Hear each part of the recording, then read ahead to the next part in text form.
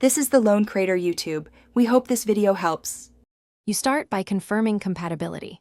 Most tablets do not accept direct HDMI in, so you need MHL support or a USB video capture device.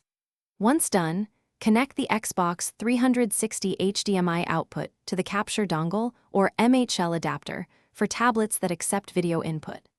Make sure the tablet has the correct drivers or app installed to read the capture device and power the Xbox. This initial step prevents wasted time and ensures the rest of the process will work smoothly.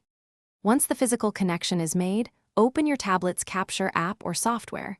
You may need to grant camera and microphone permissions. You choose the correct HDMI input, then set the capture resolution to match the Xbox output.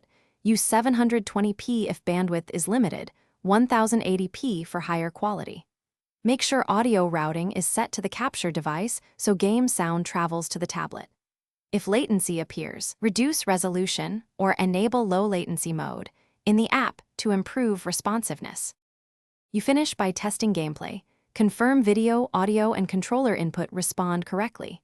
If you see no signal, first check power to the Xbox and reset all cables. Make sure the capture app has permission to access USB and audio. Once checked, restart the tablet and Xbox. If problems persist, switch USB ports or update the capture device firmware and tablet drivers. Remember, many tablets lack native HDMI in, so a capture dongle is usually the reliable path to success. Thanks for watching. Consider subscribing if we helped you.